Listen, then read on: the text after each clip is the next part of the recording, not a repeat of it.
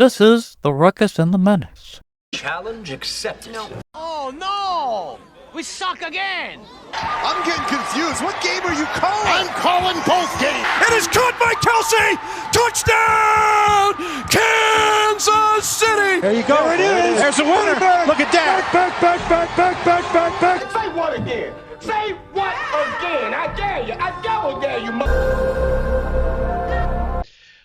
Ladies and gentlemen, welcome to episode number 173 of the Ruckus and the Menace podcast. I am Ruckus, always causing a ruckus. And I'm Spenace the Menace, and it's Super Bowl week, the final week where Matthew McConaughey and Bradley Cooper can have it be all right, to have an Uber Eats conspiracy theory about a ploy to sell food. Food!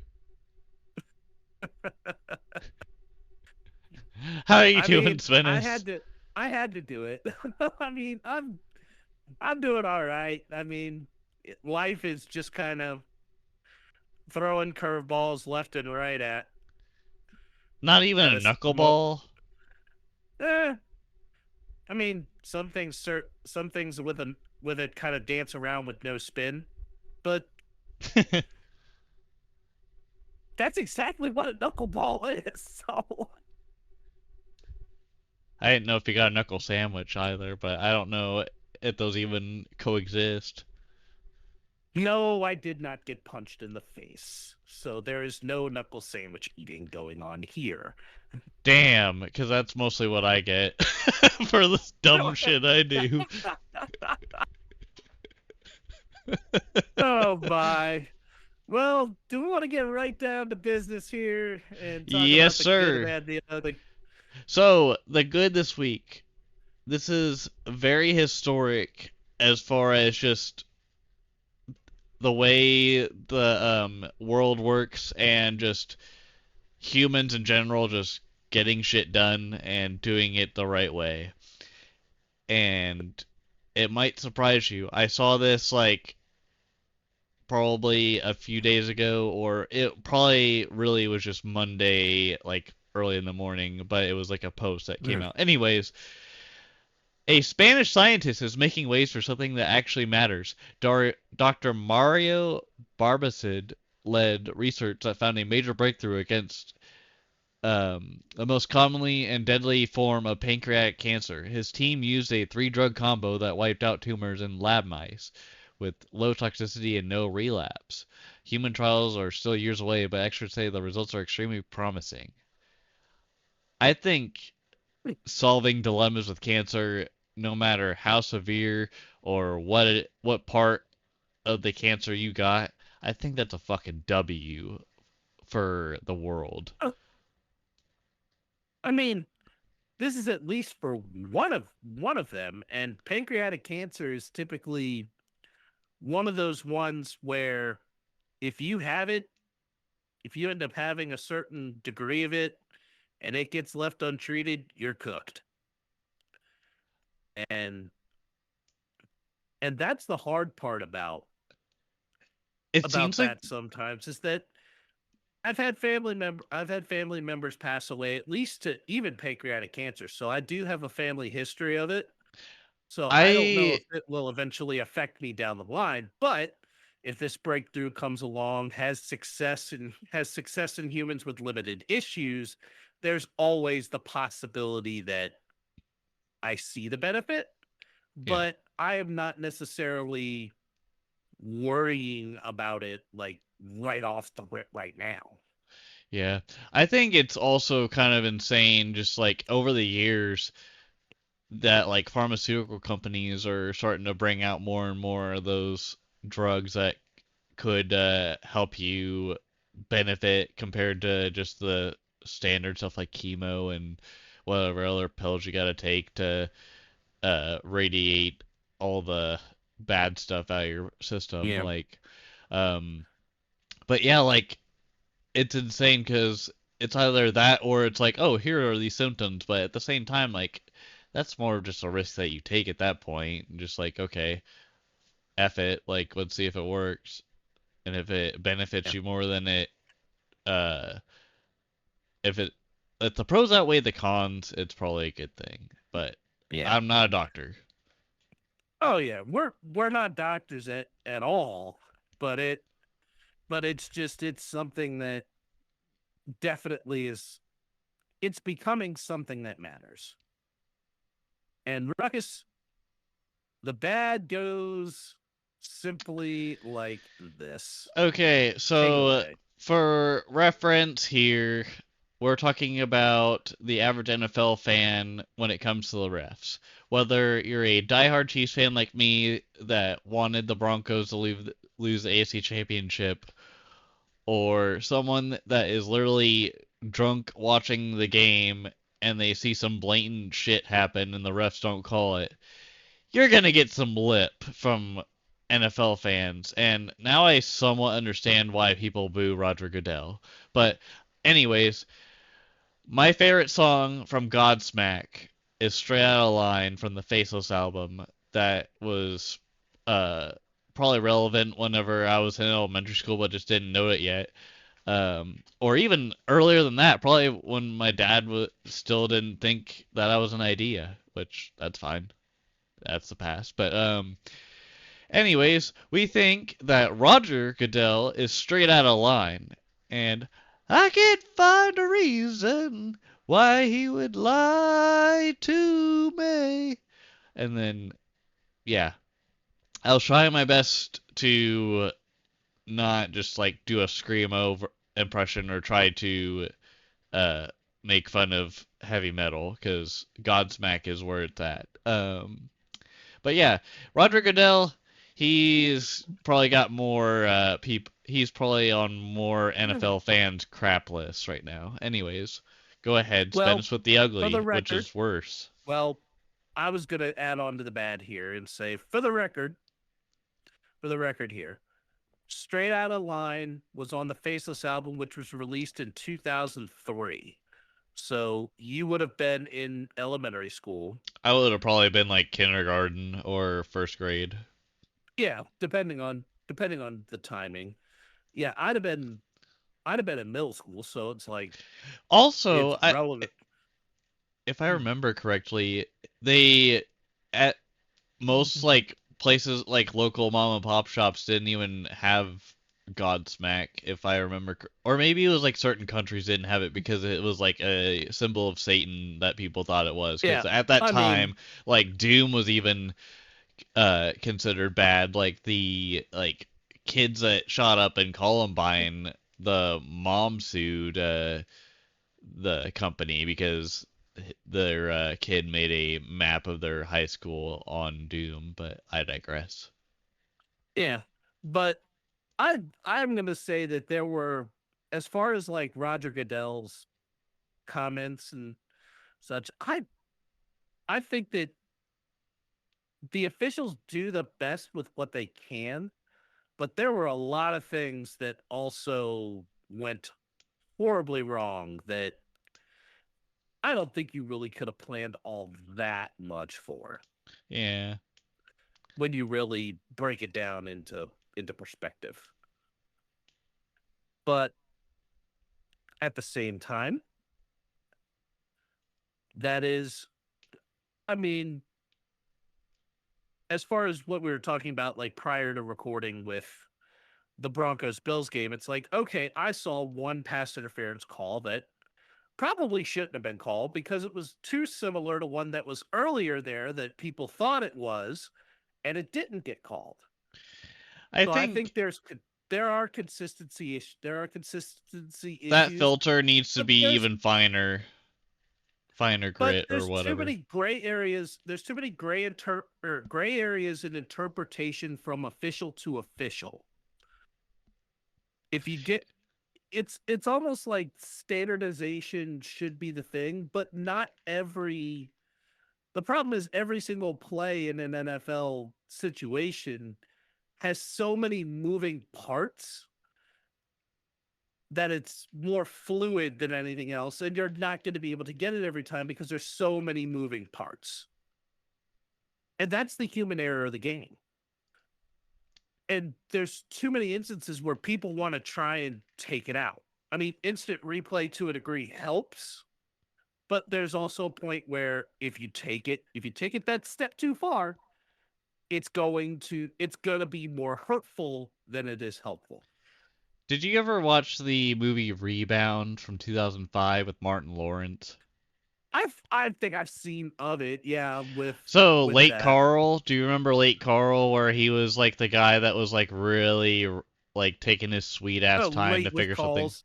Yeah, Late that's with how I calls. feel with that one guy on I think it's NBC or Fox maybe that does it, or maybe just all over the damn place because it's the NFL. But one of the guys that's on there kind of reminds me of him, where he's just kind of like very slow with like talking, and you're just like, okay, buddy, get back in there.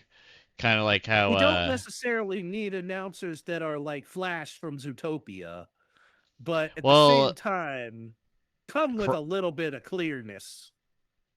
as Kronk would say, aka Patrick Warburton, he would go, right. Anyways, It, you caught my reference with Flash from Zootopia, right?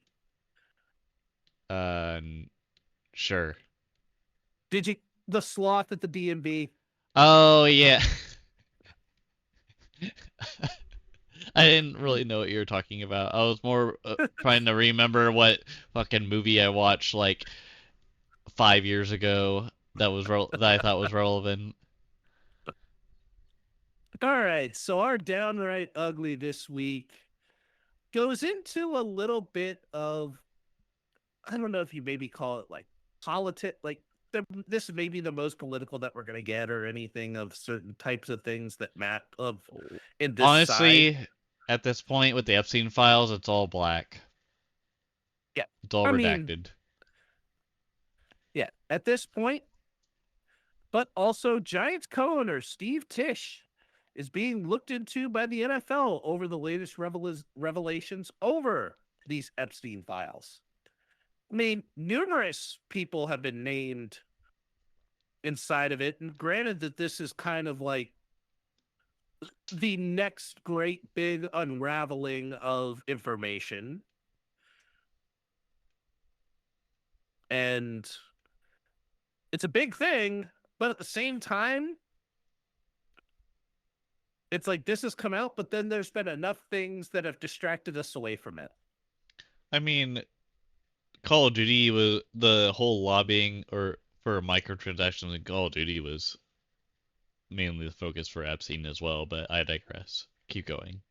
I just wanted to add that before I forgot. Oh, that was what it was. But now we're going to move on to our stud and dud of the week. Okay. For my stud, I'll go first, I guess, because it's my episode. All right, stud. I have Vinny Pasquantino getting an extension. I put gets the bag, but really it's more just like a hey man, if you really want to be here and you really want to contribute to your team, other than the crap-tastic luck you had with your thumb and whatnot, like getting at least a answer from your squad tells you a lot about how much they care about you, but they want you to improve. So him getting an extension was good. Um, Also an honorable mention, which was also very good, which I kind of wanted to make my stud, but then I saw Patch Watch getting the bag. Um, was a good No, this one would have to been start worth with. your stud. This would have been worth your stud because I also saw that. I also watched this back like later on, and it was good. I thought Jelly Roll was gonna have a performance, but I tried to look him up, like Jelly Roll Grammys, and it didn't give me shit. It just gave me his speech. But other than that, Post Malone's rendition of War Pigs at the Grammys was legendary. Having Slash as your guitarist is probably the best you could ask for compared to Tony Romy, the lead guitarist for Black Sabbath back in the day. I don't know if he's still alive, but if he is, like, let us know it in the comments. That'll still probably be a Dad of Ruckus question to answer, because he was really into the Black Sabbath and all that stuff back in the day, and Man, I wish I got to see Led Zeppelin or pretty much any of those bands live like he did. Oh, here was the other thing that was also surprisingly impressive. Alex Warren had dealt with a technical difficulty while he was performing his song Ordinary. And it was his first ever appearance there, had the issue, and still went along. Granted that, because generally inside of those pieces there, you're able to hear, like, I think you're able to hear like your music and then a metronome to keep you on time. He must have gone like slightly off beat at certain points, but it was a sound malfunction that was outside of his true control. And he took it such in stride. That to me was also another good moment, but the Post Malone tribute of Ozzy with all the others there was like Post Malone puts everything into whatever he is singing and performing. Especially with his first rendition with Ozzy Osbourne before he died was Take What You Want. And I was wondering what the guitarist was for that, and he was some completely different guy, but I would have believed you before I looked it up if you told me that Tony Iommi was the guitarist, but at the same time, I don't know shit about like the people in the bands. I just know the people that have been famously talked about, like Ozzy Osbourne and all them. Like I don't know the ins and outs, but I know Joe Walsh from the Eagles, but that's about it. Or yeah. Yeah. Anyways, that Mhm. that was amazing, and I'm happy for Jelly Roll as well. But anyways, do you want me to go in my dud really quick so Yep, I can just rip the Band-Aid off? Yep, going to go. Well, unless you can. Yeah, I think we can mention that because I was good. My next thing here was going to be really good. Actually, you know what? Let me go ahead and get my stud out of the way because we have some Ah! pigeonhole Go issues ahead. coming. I just ripped the Band-Aid My off, but go ahead. my stud goes none other than to Markiplier for making and directing a self-produced indie horror film. Granted that the genre is not for me, but he did make in pretty much, I think, what was his first weekend in the box office? Yep. 7 times. Yeah, it was at least 7 times what He it was cost on to the produce it. board. Yep, He at beat least 7 Melania. times what it made it made 21 million on a film budget of just under 3. Honestly, props to the And dude. He deserves some claps. Like he put his heart and soul into it, and yes, it's unfortunate that it like is off there, but honestly, he has the proof that he had it there, and good for him. Markiplier, he I had the applaud you. proof that he had the proof that he actually made it. He had the proof that it actually turned a profit. He didn't break even. He actually made money off of it. Kind of I like mean, Jordan Peele granted, did when he started, because Jordan Peele like did a budget of like, fuck. Let me look for how much Get Out costs to make. Get Out cost to make. It was 4.5 million, yeah, it was which four is and a half million. I think he made like he he made made that. 176 domestically and a 255 million worldwide, according to the AI of Google. But yeah, that was insane because like he had a lot of no-name actors in Get Out as well, like, and the main one became the Pacific Break superhero guy, and then got other big roles. But still, like when I saw that in college, I was like, damn, that is a good one because it makes you be on your toes Mhm. of like, okay, what's going on? But I digress. Go ahead. And consider this that we've noticed this common thing happen over the last decade, especially with Jordan Peele and Get Out. Mm-hmm. Claire Obscure Expedition 33 is a game last year. Yeah. Budget under 10 million and as of late 2025 on Steam alone, it was up over 150 million. Was that before the Game Awards or the Steam sale? right around the time of the Game Awards. Okay, because I was wondering if and that like was that just would on boost Steam that alone. because of the game, because they got Game of the Year. I wonder if that boosted that. And it was. I mean, this was before this was Game Pass. It sold 3.3 million in 33 days, as far as copies. And that 150 million was just from Steam alone. I bought mine on PlayStation, and that also has to get factored in somewhere along the way. So It's weird how though PlayStation and Xbox don't. bank. It's weird how PlayStation and Xbox don't like show their numbers like Steam does. Maybe it's because there's like a lobby for something, or maybe it's just like how the systems work. Like maybe they just can't show it because they're trying to Stuff get along those lines. global data rather than just console and all that. Because honestly, I would like to see that for like new games as well, so just to like gather more information for like a public release. Like Battlefield 6, when it came out, I was like looking at the Steam charts for how many people were playing, but it didn't show me how many people were playing for Xbox and PlayStation at a dumb guy level, like for dummies level. Yeah.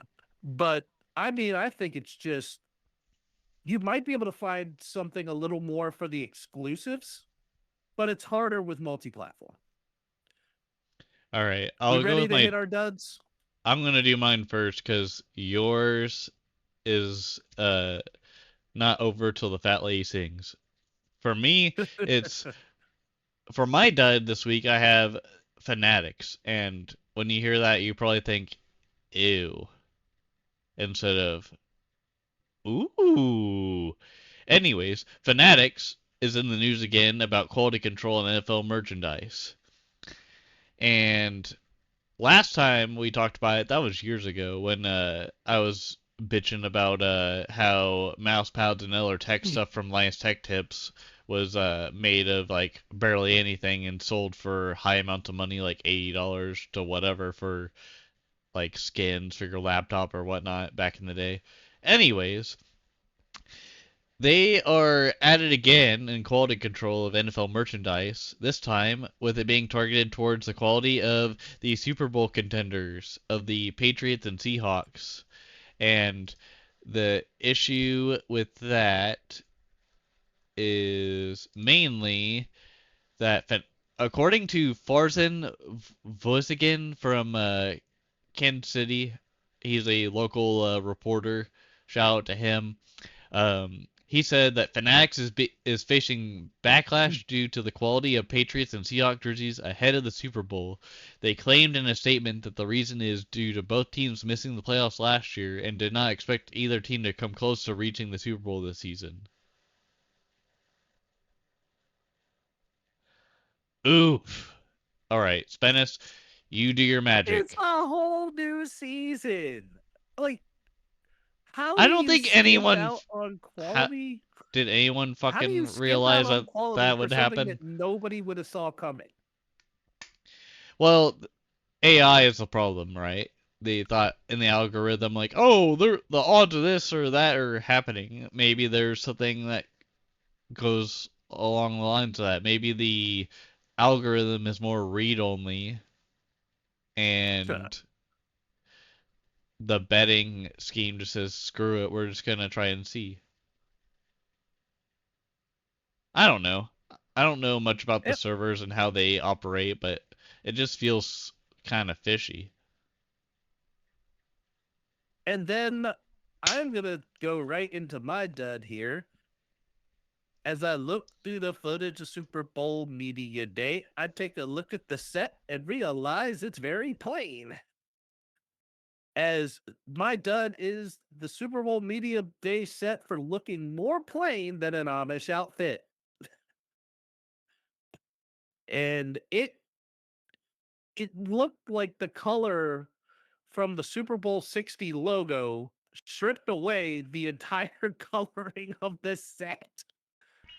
It Like just felt like they were in a military base. Like there wasn't much to it. It was just like a tarp with like the logo and like, oh, here we go. Like, because in previous years, they literally brought or opened up the stadium to where both teams could talk and they had a big ass podium. Like in Super Bowl 58, they had that. I feel like Super Bowl 59 had something like a different like entertainment place, like a community uh place where they could just like have an event where the players talk. But like I remember the past few times it was like at the stadium or somewhere near that was The set. special.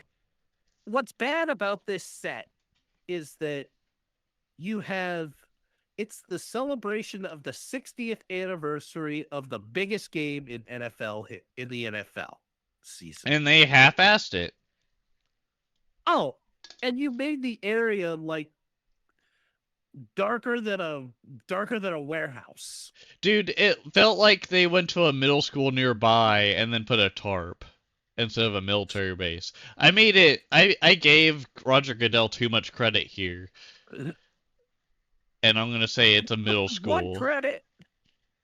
What Exactly. credit? Exactly. He doesn't deserve the credit of a military base. He deserves the credit of a middle school, maybe. Maybe I was gonna even say a warehouse or a sweatshop.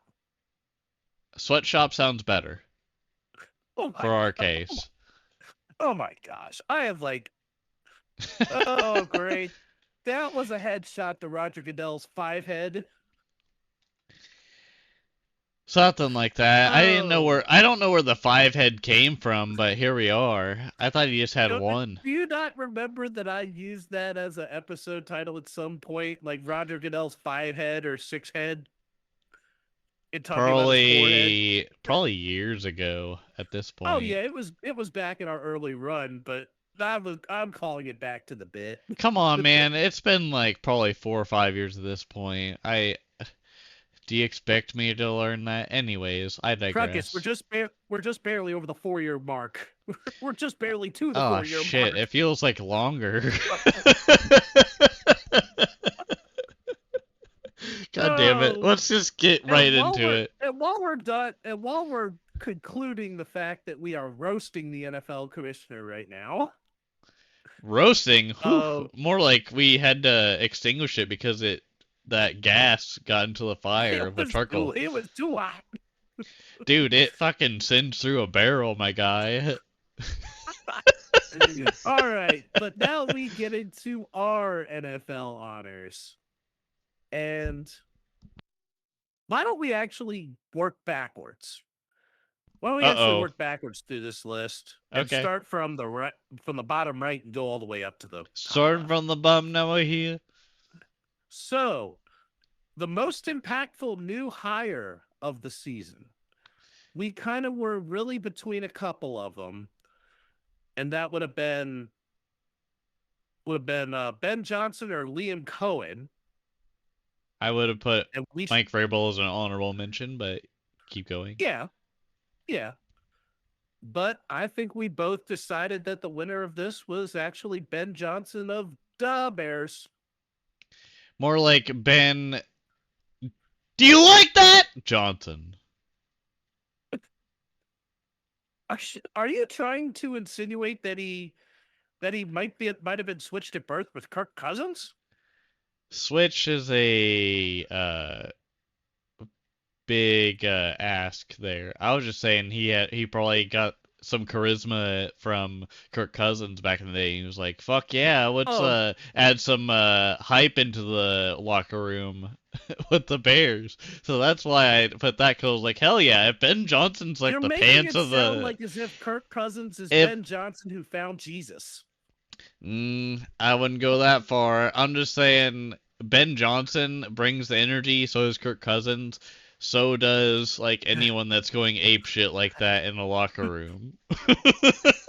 No, but I was saying that I was talking more in like the Kirk Cousins where it's like he doesn't really cuss like Ben Johnson. He's a Christian athlete.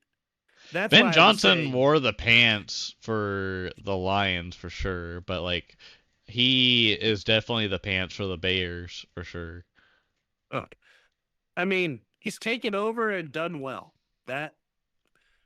And He we took have the a Bears spot out of for, hibernation. and we have a spot for, and this is not a complete criticism to Liam Cohen, because yes, we do have a spot for you. Liam Cohen is a goat for rookie guys or younger. Yep. Go ahead. Yep. And now we move on to the Kyle Pitts Award. And this is the bust of the year in terms of fantasy football. And we looked no further than the Las Vegas Raiders and their and whatever semblance of an offense they tried to put in. As It's we like went right to Geno's. Went right to Geno Smith. The Raiders are like a failed Jenga puzzle. Like before it's about to collapse, that's the Raiders. Just at the start of the season, just it collapses and everyone goes. They do like their like corny, like a reality TV show or like some soap opera, and they're like, "Oh, you." That's the Raiders. Oh, square peg, round hole. Nothing was working. And Ruckus, I'm going to let you go ahead and say the fantasy football MVP this season. It is your favorite wide receiver turned social media icon, Puka Nacua of the Los Angeles Rams. And he deserves it because I had him probably the first season I did for fantasy football with my family because Puka Nacua came out like a couple years ago and stunned a lot of people. Oh, I mean, he was a waiver wire pickup because Cooper Kupp got hurt. Yep, and I think he really deserves it even still because he showed that Cooper Kupp was kind of just like easy to replace in a sense years later, but I mean, he's still good. He emerged as a number one while Cooper Kupp was being able to take more of a back seat. Free agency came along. The Rams decided not to keep him. They let Cooper Kupp go to Seattle. And the Rams eventually picked up Davante Adams to be the receiver opposite Puka Nacua. And it worked out well. Yep. And I think Puka can learn more from Davante Adams. He can also learn a few things about. Matthew Stafford has also made Puka Nacua a really good wide receiver. Yeah. You know what he could really improve on though? His flirt game, because he definitely got ghosted by Sydney Sweeney. Just saying. Beside the point. But I think Sydney Sweeney is also from Spokane. So kind of a bad decision to try and slide into the DMs of someone who's from a rival football team. He sent some comment in her Instagram page or something, and that's what went viral and was drama for the NFL at the moment. So that's why I put that in anyways. Yeah, but that's why I'm saying I was like, it was a bad idea. It was a bad idea from the jump. Yeah. The best NFL pregame show, we kind of had Monday Night Countdown, NFL on Fox, NFL Today, and whatever Amazon Prime has. And as much as Jason Kelsey has done some great things on Monday Night Countdown, we gave it to Amazon Prime. Mainly because they show the behind the scenes footage of like whenever they get out of the huddle, or not even get out of the huddle, get out of the tunnel. That's what I meant. And just other, like whenever the players arrive, like they do that kind of cool thing. Whereas on social media, that's where you would pretty much get it. But most of the time, if you're just paying attention on TV, you don't see that. And the way that Amazon does, I think the tunnel side. Yeah, I mean, you see every single like. You see more angles on Prime. Right. There's more angle. Like there's more to it. Yeah. And now we will go through the NFL Broadcasting Awards. The best overall team this year. And Ruckus, I think you and I both are in agreement on the chemistry between these two. Go ahead. I'm calling both games. And I think Kevin Harlan did that again, I think, in week 18 this year.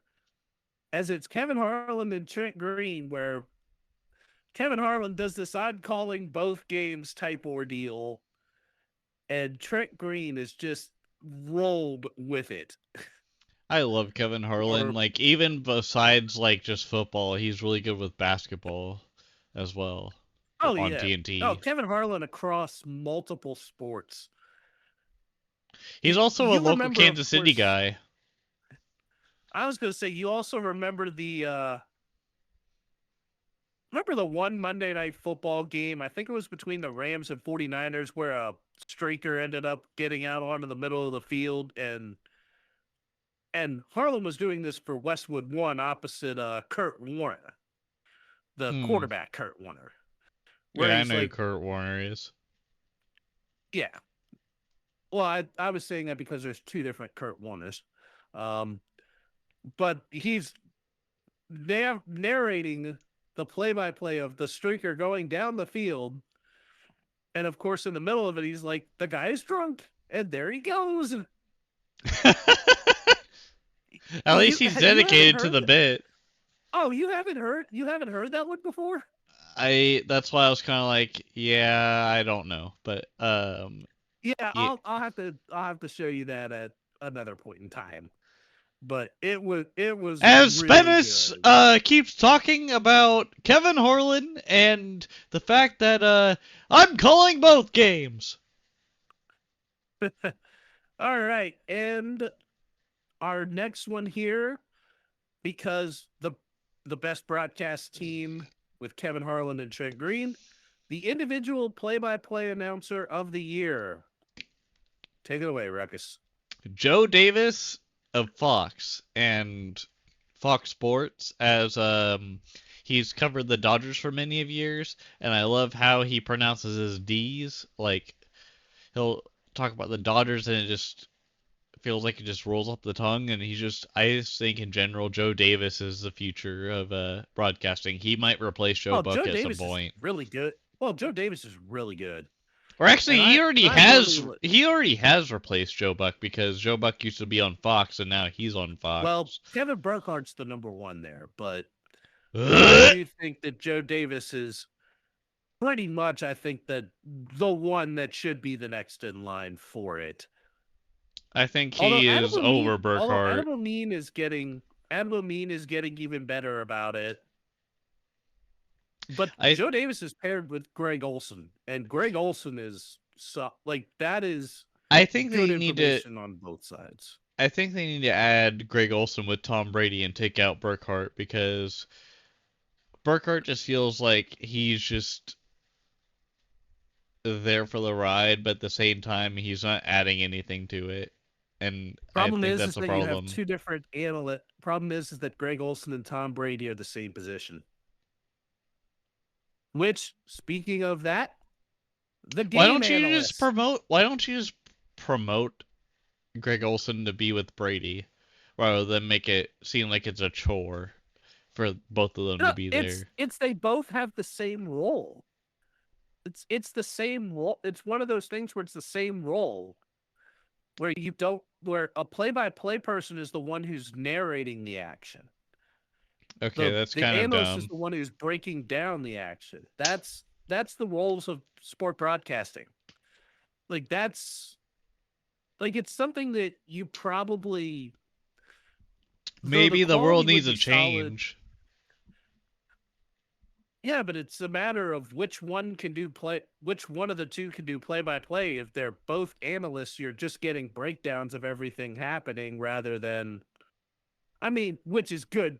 It's good on me, but at the same time, you don't have somebody who's narrating the action properly.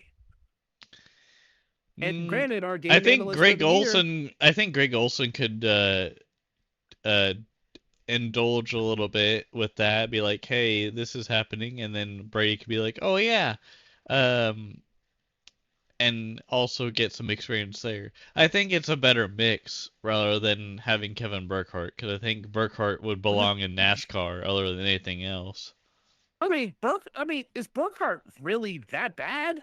Yes. Or is it just I, I He's think a I disagree. plant. He is a plant. I don't He used to think be a car salesman, my guy. he's not horrible, but he's not the elite. I would rather have Nomar Garcia-Parra than Kevin Burkhardt whenever they talk MLB.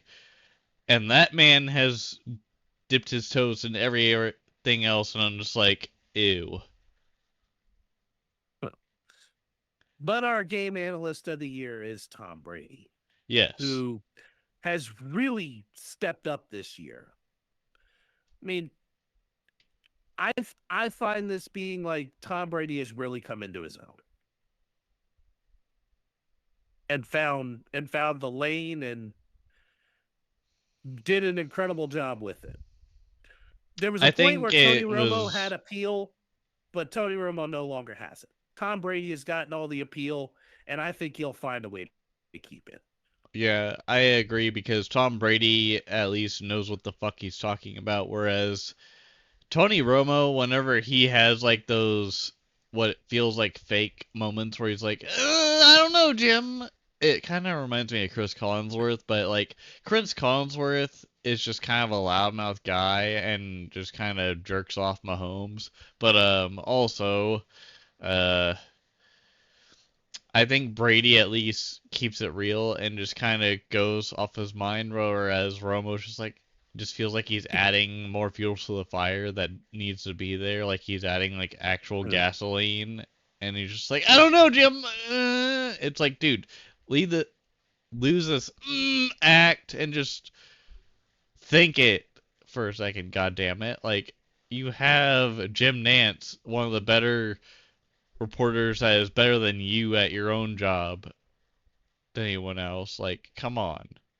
Maybe there needs to be a war between CBS and Fox, and maybe Tom Brady gets it or Greg Olson gets it as like a job title. I mean, because it's just a matter of who jumps shit.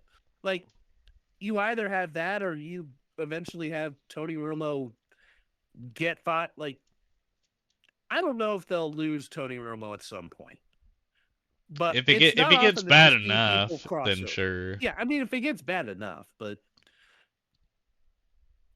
I don't foresee them making any sort of decision. But CBS does get our rules analyst of the year with Gene Steratore. Yes, sir.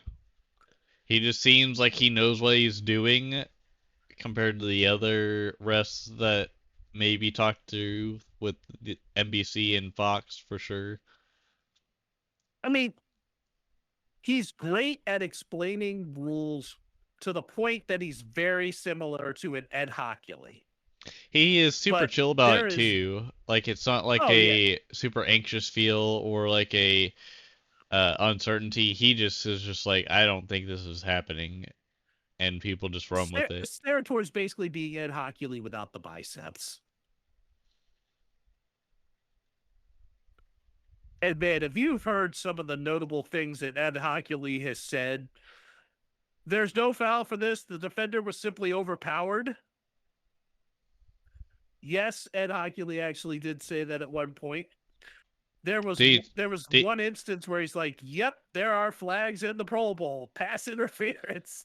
Did he do the same shit as the Hulk, where he just evolved from the angriness? Like, oh, I don't think you really ever saw Ed Hockley get angry. It was just he would say stuff that would explain things clearly, but then he also would have a wit about him that was also fun to watch.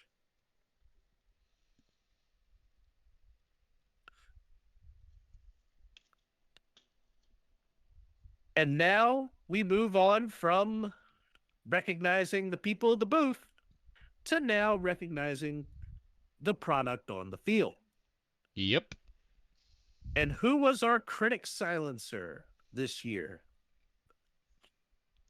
We have Liam Cohen of the Jacksonville Jaguars, aka Duval.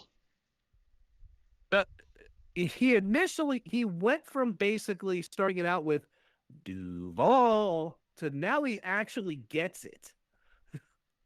Silence the Duval. critics of his lack of knowledge of the Jacksonville city, like the Jacksonville way in saying Duval, to leading the team to a great playoff, to a playoff run that was unfortunately cut short. And I say unfortunate because they were playing really well in that game. It just so happened that the Bills choked too, so it is what it is. Well, I think basically it slipped out of Brandon Cooks' fingers. He got cooked. Another story for another time. Comeback player of the year. We have Christian McCaffrey because he does deserve it, even though most of the time he's been hurt, either as a Carolina Panther back in the day or a 49er. And I just wasn't sure on how his ACL or just leg in general or ligaments would hold Well, up it was in his Achilles career. tendonitis, I think, was really the biggest thing. The biggest thing that Wasn't was that holding him last back was year's problem too? yeah, that was the Achilles tendonitis. Yeah, That's what I thought, because I remember seeing him actually have problems at the beginning of the season and people it that wasn't like a drafted him ruptured. high It in wasn't the ruptured. It was just like an itis with it. That also the itis for NFL fantasy football people that wanted him got oopsie just like Geno Smith, so here we are.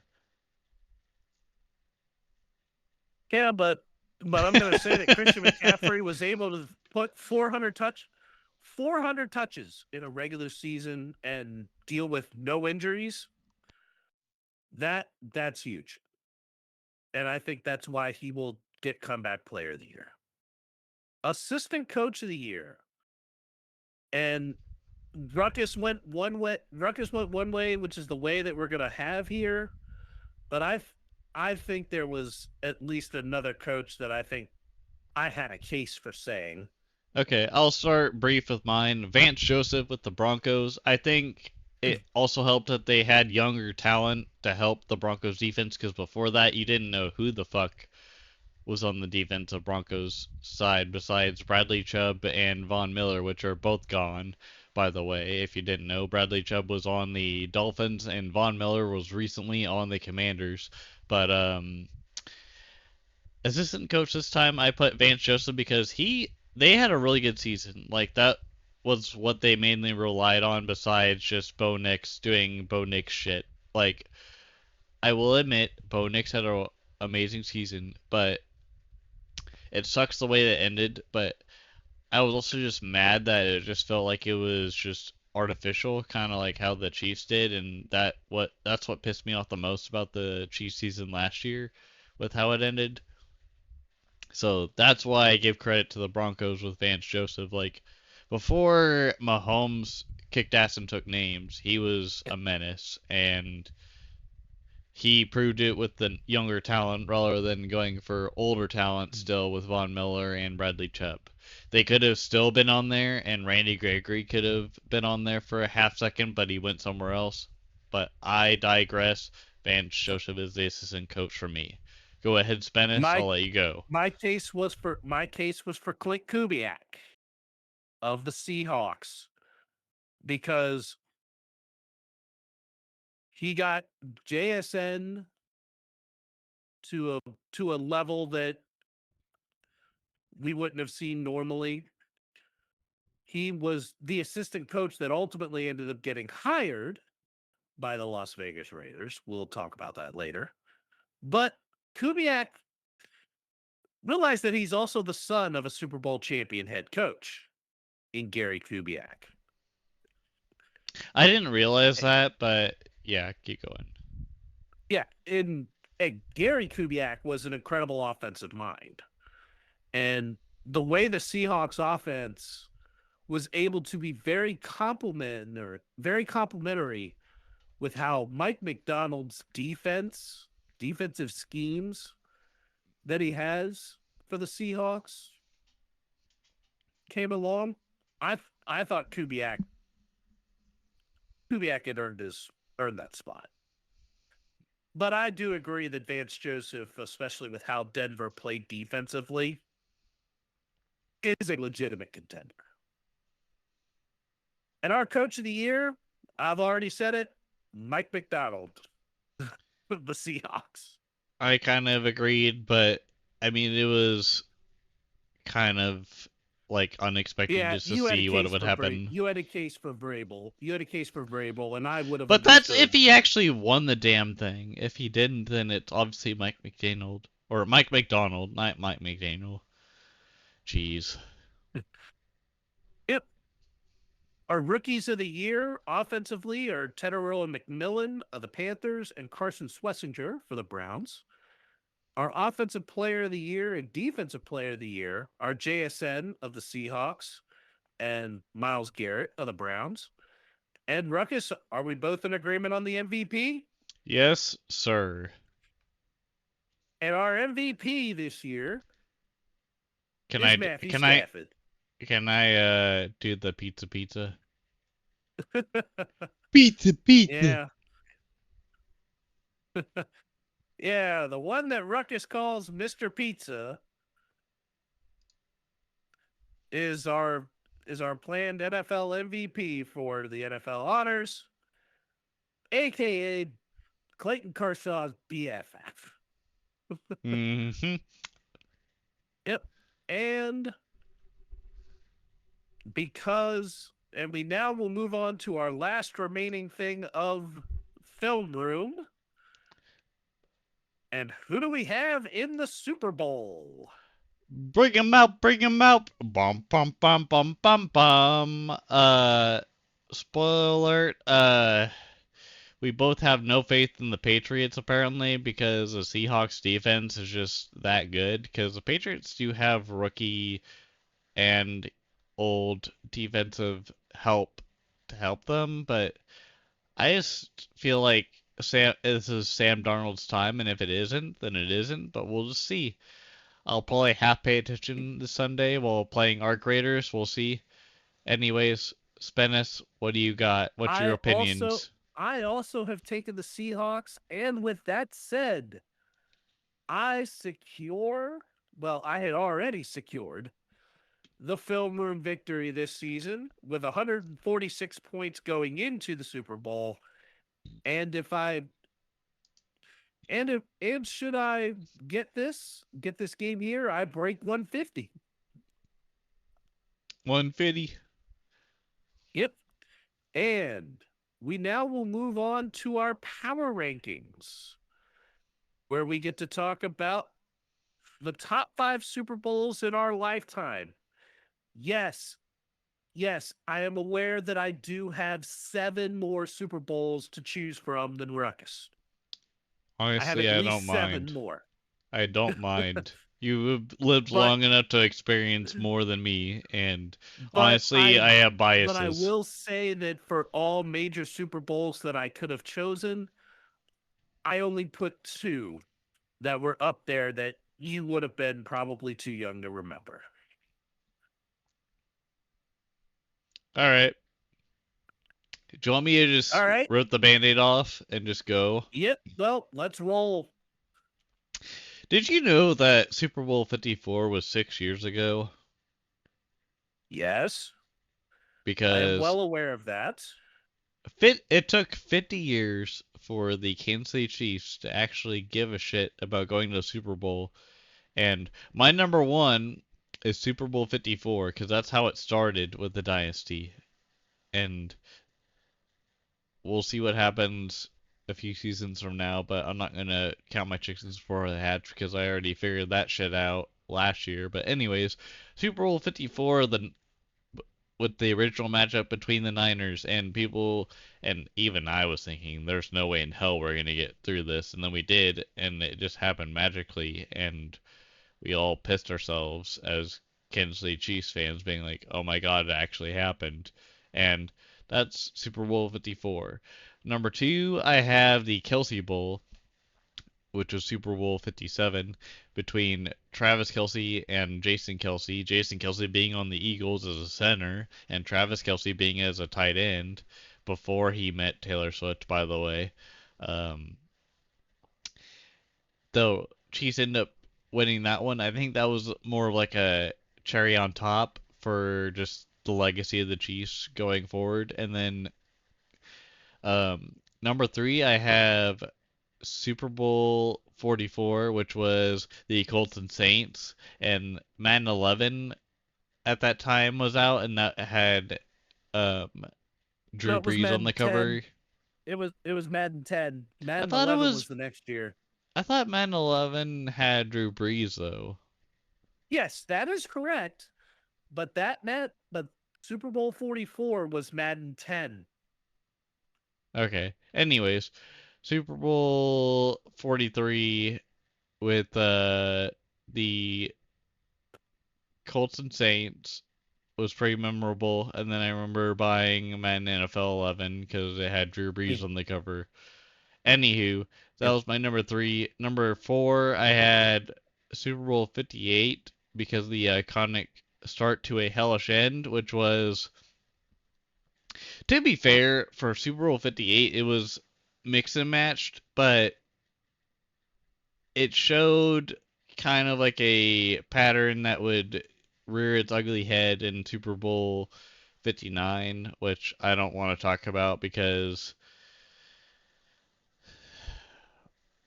it felt like the momentum was just the amount of momentum as a average drunk Chiefs fan that sits in the tailgating section, but I digress. Number five, Super Bowl 41, because of the Prince Super Bowl and just how amazing Purple Rain was with Prince and it raining and just the amount of hecticness that came with that in the documentary. I listened to the documentary where the producers were like, "We didn't know if Prince was gonna slip or what, but we just like prayed that it didn't happen, nothing bad happened." It's like that's badass for someone like Prince to get his reign going during a Super Bowl, during a tropical storm or whatever he was dealing with. Props to Prince. It was in Purple Rain. Miami. Tropical storms. But Super Bowl 54 and Super Bowl 58, along with Super Bowl 51, which is in my also considered, are the three main pieces of why Kyle Shanahan does not deserve a Super Bowl. Or did not deserve a Lombardi trophy. And he is the recipient of someone that's going to watch someone else get a Super Bowl besides him. Again. Exactly. But and this time it's worse five. because it's on its home turf because the Raiders had to deal with the same shit with the Chiefs in Super Bowl 58. Anyways, go ahead. Sorry. And I will tell you that I almost put Super Bowl 59 on my list. I keyed. We're just gonna pretend that didn't happen. Yeah, I'm actually kidding. Number I five know, for me I know. was the original matchup between the Patriots and Seahawks back in 2015, where wasn't that the Butler guy that was like Malcolm Butler. Yep. Malcolm Butler with the interception because Pete Carroll was incredibly stupid, Rob Lowe, and decided not to call a running play to Marshawn Lynch, your beast mode of a running back that could have gotten you the football game after a receiver did and pulled an Antonio Freeman. He did what type of catch to get you into that range in the first place? Maybe Pete Carroll just didn't want him to be there, but Marshawn Lynch was like, "I'm just here because I don't want to get fined." Number four for me Yeah, number 4 for me was also Super Bowl 44. A a really good one between the 2 best teams in the NFL that year with the Colts and Saints. I had no opposition either way, although I was rooting for Peyton Manning incredibly hard, but I have a great affinity for Drew Brees, and that second half onside kick can never be done again. Unless Can never it be done was again. done by Sean Payton in a Super Bowl, which will probably never Yeah, the happen. NFL rule. Yeah, the NFL rules basically can say that play that the way that play sets up can never be done again. Hmm. Yep, because now you have to actually call your onside kicks, and they can only be done in the fourth quarter, very late in the game, and you have to be trailing in order to do it. Because of so many parameters with an onside kick now, it can't be done again. My number 3 is one of those ones that Ruckus was too young. And that was Super Bowl 34, where the greatest show on turf, St. Louis Rams, took on took on Steve Air McNair and Eddie George of the Tennessee Titans, which this was also the Music City Miracle Titans. And the Titans came up 1 yard short as the Rams were able to make the ultimate touchdown saving tackle and win. And the American underdog Kurt Warner won his only Super Bowl.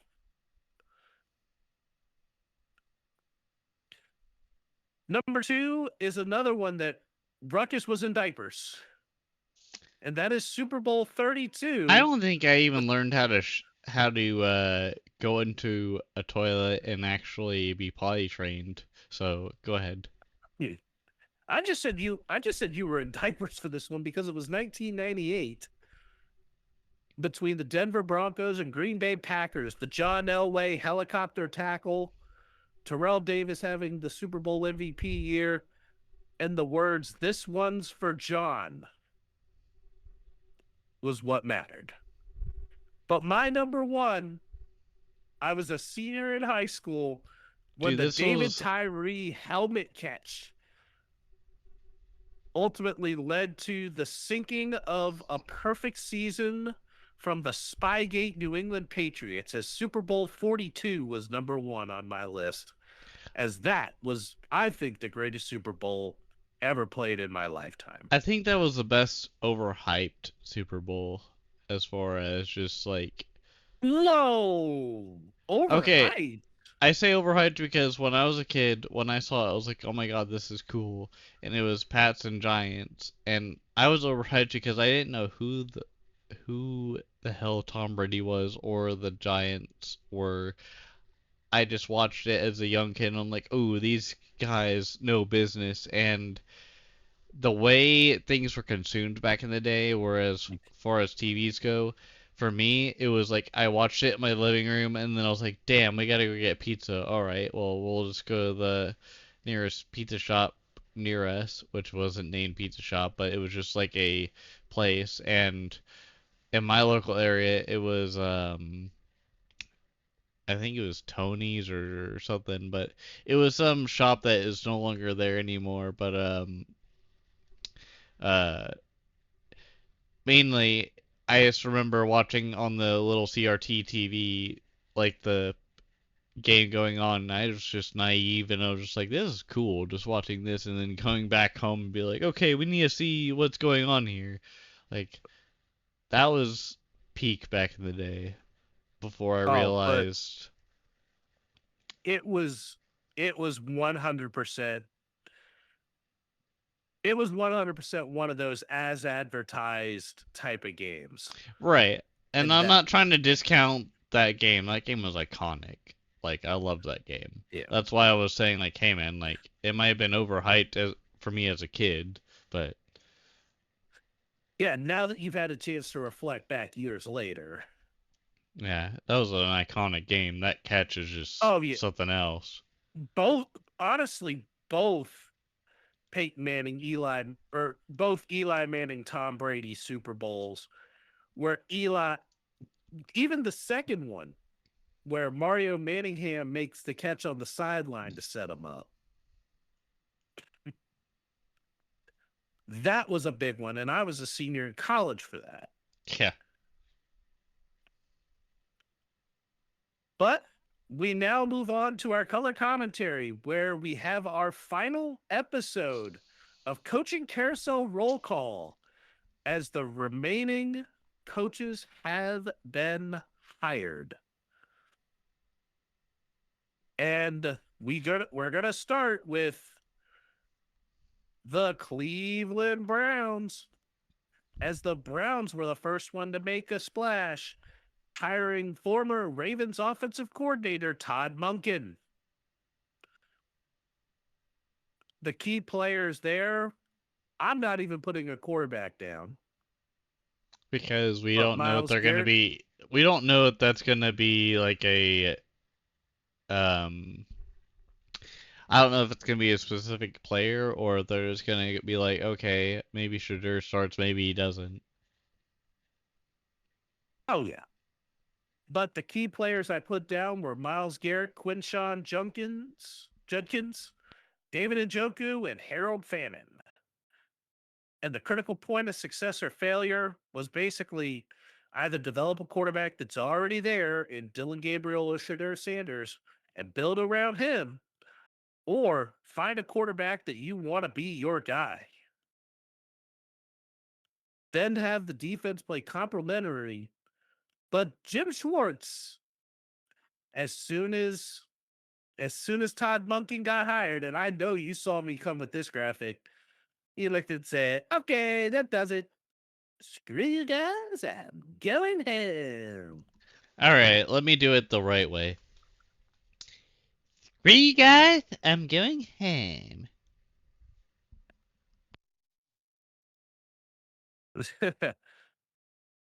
Yep, that's basically the Cleveland Browns. And You also sabotage one thing. to add on You top of hire, that you with the hire. Browns. Well, you hire something. No, it was you hire something. Hire someone that basically sabotages the one good thing that you had going. Cleveland Browns be Cleveland Browning. Yep. But the next hire was even better. And I'm talking even better in a sense that this could have been the right hire. So the someone other Raiders- than Pete Carroll got it. The Raiders are hiring Clint Kubiak as their head coach after the Super Bowl. The key players that he'll have would be Ashton Genty, Geno Smith. Well, Geno Smith is currently on the roster, but who knows if that's really going to be Let's key pretend for anything. Let's just pretend he exists. We'll pretend he exists because likely the draft pick is going to be right there for him. Brock Bowers and Max Crosby. The crucial point of success or failure is fixed what Pete Carroll and Chip Kelly broke in the Raiders, and also persuade ownership to find a way to keep Max Crosby to lead that defense and bring help for him, along with also some receivers for whatever quarterback you decide to throw the ball for you. Stat. I think the first order of business for Clint Kubiak is probably, hey man, get a freaking walkie-talkie for your offensive coordinator, because obviously Chip Kelly didn't give a shit about your offensive coordinator job. He didn't even use his walkie-talkie. So that's one way You to needed go to for put it. an APB out on the existence of the Raiders offense. I think the Raiders are kind of like an alcoholic. Like they just keep going until the liver fails, and now the liver has failed. So there you go. That's the Raiders. Sorry, not sorry. Well, and then last but not least, and better late than never, the Cardinals hire Rams offensive coordinator Mike LaFleur to be their head coach. The key players here would be Kyler Murray, Michael Wilson, Marvin Harrison Jr., James Conner, Buda Baker, Kaiser White, and Josh Sweats. the crucial point of success or failure is ultimately make a decision for if you want to have Kyler Murray as your quarterback of the future. Honestly, my opinion says cut him loose. Cut him loose. He's I not your think future. I think I think he switches to baseball, but at the same time, I'm wondering what Oh, he happens should have taken the baseball money. He should have taken the baseball money way back when. even then. I don't know if Buda Baker stays or Kaiser White or Josh Sweat even stay unless they're under Oh, I contract. think if you get But even then, because like the Kyler next thing I Murray is had probably was gone. oh yeah, the next thing I said was find a DC with a scheme that can fit the pieces that are there and find ways to get the offense to work out correctly and make the most out of Marvin Harrison Jr. and Michael Wilson. As Michael Wilson emerged very late this season. And you want to keep that momentum going. Yes, sir. And on the next segment here, we move on to lights, camera, action, where we can talk about what we've been watching and what we've been playing. And Ruckus, I'll let you roll. Um, for what I've been watching, mainly, I looked at Freebird because it came out like probably around New Year's or a little bit later, and it's just a show where Bert has a sketch comedy with like some other actors, and it will make you cringe a little bit if you dislike Bert Kreischer, but like at the same time, it adds a get out moment where it's like, okay, is are these higher class people actually fibbing or are they actually leveling with you as far as like being understandable with you? Because obviously it felt really cringy to listen to, but I don't know. It's more of like a background thing where you just don't care and you just listen to it, but it's not too bad. But other than that, playing, it's just been mainly looking at our rare daily challenges at this point because I've already gotten through most of I pretty much gotten through the quests I need even after the update. That's how like just insane I am at just like taking that down. I did the same thing with Battlefield 6, but this is just more of a plot, I guess. But anyways, let's keep going. Spenace, go ahead. Okay, so other than our standard trader watching and watching Worst Cooks in America, the missus and I decided to watch The Wrecking Crew, which is the new Jason Momoa and Dave Bautista movie. And oh man, we both were like, this movie was it's definitely graphic and typical for an Amazon Prime like R-rated action movie. And but I will say that Jason Momoa is an incredible like loose cannon renegade character, like anti-hero type. I mean, he's playing Lobo for a reason. And this movie kind of shows where I think he can go as a Lobo type. And Momoa does a great job with it. I mean, Batista's become like a solid actor as well in certain regards. But you don't catch the same like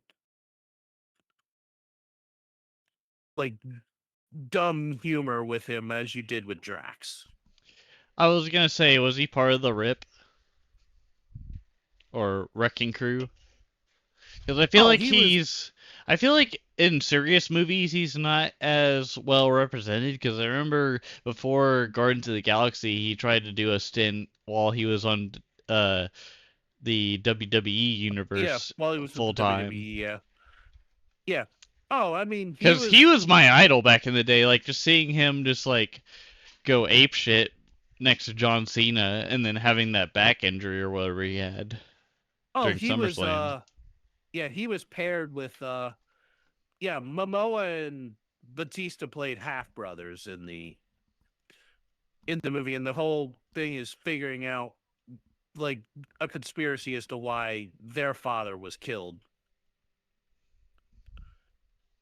and the little pieces that go along with that.